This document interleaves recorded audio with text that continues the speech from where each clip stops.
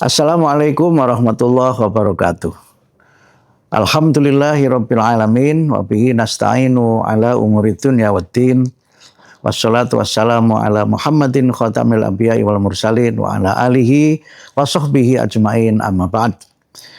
Pemirsa liputan 6 TV yang saya hormati dan yang dirahmati oleh Allah, semoga semuanya dalam keadaan sehat walafiat dan semuanya tetap bersemangat untuk menunaikan ibadah puasa Ramadan dan ibadah-ibadah yang lainnya yang merupakan bagian dari pelaksanaan syariat dan bagian dari kita berusaha memperbaiki kualitas diri dan juga kualitas iman dan takwa kita kepada Allah. Pemirsa yang dirahmati Allah, banyak hal dalam hidup kita ini yang terjadi di luar kehendak kita dan di luar kemampuan kita. Kalau kita kaitkan ini dengan rukun iman itu kalau menurut hadis yang diriwayatkan oleh Imam Bukhari dari sahabat Abu Hurairah, rukun iman itu ada 6.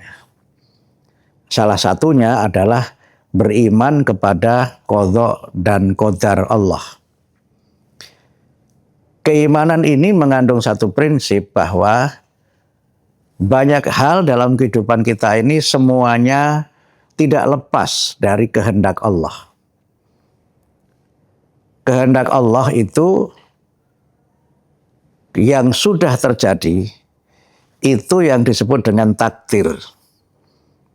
Jadi takdir itu adalah kehendak Allah yang sudah terjadi. Yang karena sudah terjadi, maka kita bisa menjelaskan. Penjelasan itu sebagiannya bisa penjelasan yang bersifat ilmiah, gitu. Dan yang kedua bisa juga penjelasan yang bersifat mungkin diniyah atau penjelasan yang sifatnya itu spiritual. Misalnya begini. Allah menciptakan alam semesta dengan hukum alam yang sering disebut dengan sunnatullah. Ketika manusia mengerti mengenai sunnatullah itu, maka manusia itu tidak hanya bisa menjelaskan apa yang terjadi, tapi juga bisa memprediksi apa yang akan terjadi, bahkan mungkin bisa mencegah sesuatu untuk tidak terjadi. Misalnya begini, Allah menciptakan matahari, bumi, bulan, gitu kan. Yang itu semuanya berjalan mengikuti takdir dan kehendak Allah.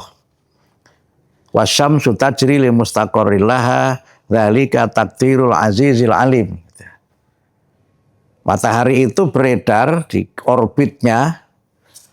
Yang kalau kita mengerti mengenai ilmu tata surya, astronomi, ilmu falak dan sebagainya, kita tahu semuanya karena semuanya adalah takdir Allah. Karena kita mengerti semuanya peredaran itu, maka manusia bisa membuat kalender. Karena apa? Mengerti bagaimana peredaran matahari, bumi, dan bulan itu. Sehingga bisa diprediksi kapan bulan Ramadan, kapan bulan Syawal, dan seterusnya. Sehingga dengan memahami takdir Allah itu manusia bisa memproyeksi apa yang bakal terjadi. Walaupun manusia tidak selalu bisa mencegah apa yang bisa terjadi. Karena ada hal-hal yang di luar kemampuan manusia. Misalnya manusia dengan ilmunya bisa menjelaskan bagaimana terjadinya gunung meletus atau letusan gunung. Manusia bisa menjelaskan dengan alatnya, dengan seismograf itu mengetahui kapan gunung itu beraktivitas dan aktivitas sudah pada level mana dan apa yang bisa dilakukan ketika gunung itu meletus. Tapi manusia tidak bisa mencegah gunung supaya tidak meletus. Manusia bisa menjelaskan ketika gempa bumi terjadi, bisa menjelaskan terjadinya di kedalaman sekian, berapa skala Richter dan seterusnya bisa. tapi tidak bisa mencegah gempa bumi. Yang bisa adalah bagaimana menyelamatkan diri kalau gempa itu terjadi. Karena hukum Allah yang sudah berlaku itu dalam banyak hal melampaui kemampuan manusia. Sehingga dengan pendekatan-pendekatan ilmiah itu kita bisa mengerti, tapi manusia tidak bisa melampaui kekuasaan Allah. Nah, dalam banyak hal juga kita seringkali merasa sesuatu terjadi di luar kehendak kita dan di luar prediksi kita. Mohon maaf, misalnya banyak saudara-saudara kita yang pergi begitu cepat. Bahkan kadang-kadang tidak pernah kita mengetahui bahwa dia akan kembali ke hadapan Allah. Begitu cepatnya. Karena apa? Quran menjelaskan, yas'alunaka 'anir ruh qulir ruhu min amri rabbi wa ma utitu minal ilmi illa qalila. Ketika mereka bertanya kepada Muhammad tentang ruh, jawab saja, ruh itu urusan Allah dan manusia tidak diberikan ilmu tentang ruh itu kecuali sedikit saja. Manusia bisa menjelaskan mengapa si A meninggal, tapi tidak bisa mencegah si A supaya tidak meninggal. Inilah takdir-takdir yang terjadi dalam kehidupan kita.